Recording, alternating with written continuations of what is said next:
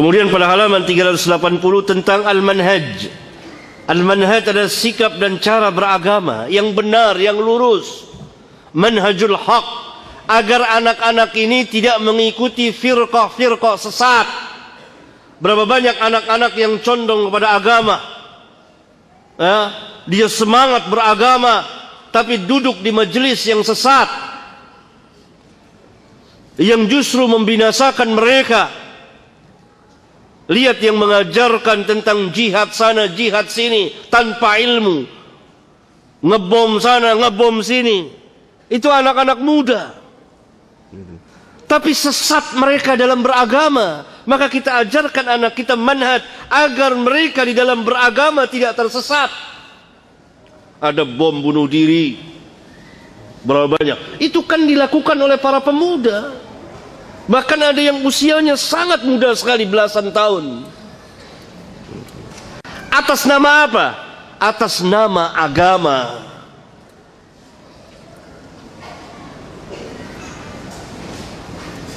Kenapa?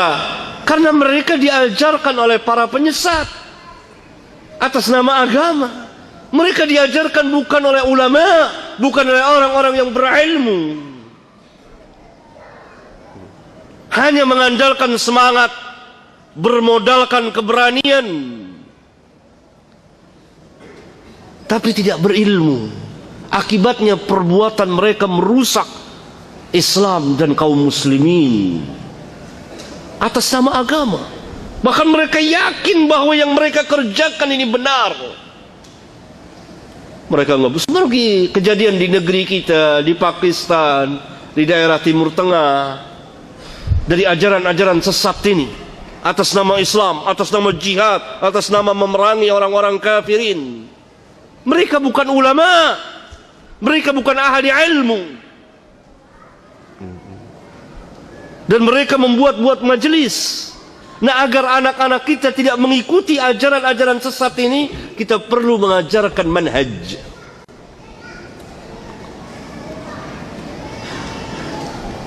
Saya telah menulis sebuah kitab tentang masalah manhaj, itu Lau kana khairan lasabaquna ilaihi.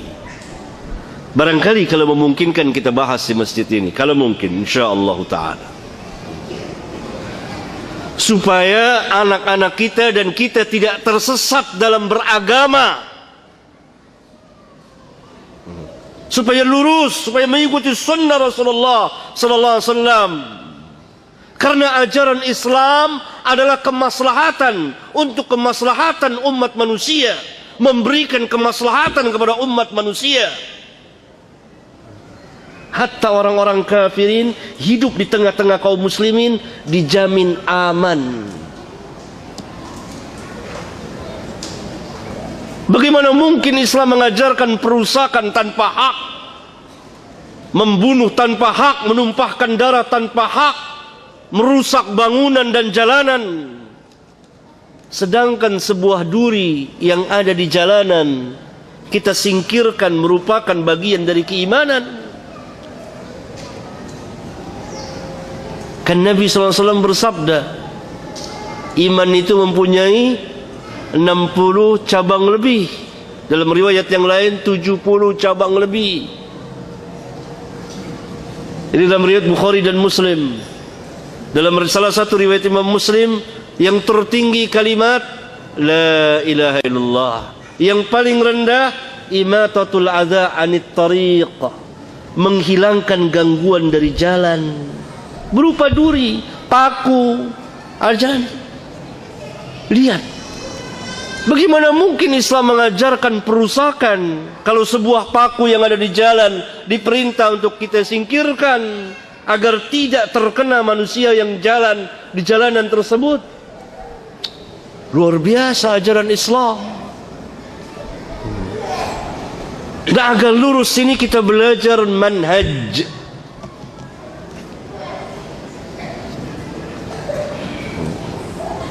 Agar tidak tersesat jalan. Karena ketika terjadi kebangkitan kembali kepada agama, berbagai manusia kembali kepada agama, akhirnya sebagiannya tersesat di dalam memahami, kemudian mengamalkan, kemudian mendakwakan agama, maka terjadilah apa yang telah terjadi pada sebagian dari kita. Disebabkan apa? Kesesatan di dalam memahami din. Atas nama apa? Atas nama Islam. Dan hal ini diambil kesempatan oleh musuh-musuh Islam untuk merusak Islam. Bahkan mungkin mereka menyamar jadi kaum muslimin. Akhirnya Islam yang rusak akibat perbuatan sebagian dari kaum muslimin, kemudian diambil alih oleh musuh-musuh Islam atas nama Islam, membuat kerusakan di mana-mana. Karena telah diperbuat pertama kali oleh, atau telah diberikan contoh oleh sebagian kaum muslimin, atau dilakukan oleh sebagian kecil kaum muslimin.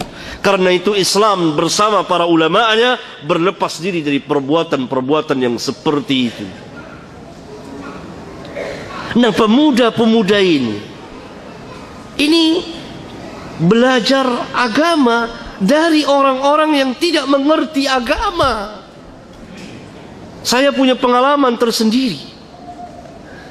Panjang cerita saya mengenai masalah ini. Pemuda-pemuda itu keras sekali. Mereka mengkafirkan sana, mengkafirkan sini. Atas nama Islam, atas nama jihad. Semangat. Mereka sholat, mereka ahli ibadah. Tapi bodoh. Semangat, tapi jahil. Berani, tapi tersesat jalannya. Belajar, tetapi kepada orang-orang yang jahil, bukan ulama. Mereka membaca ayat-ayat Al-Quran dari awal sampai akhir, tapi ayat-ayat itu tidak sampai melewati tenggorokan mereka, hanya sampai mulut saja. Mereka pahami sendiri. Ini akibat tidak adanya pelajaran manhaj. Karena itu sejak lama, sejak saya tulis kitab ini, saya menganjurkan kepada beberapa sekolah atau katakanlah pesantren untuk ada kurikulum khusus tentang pelurusan cara pemahaman agama atau manhaj itu sendiri.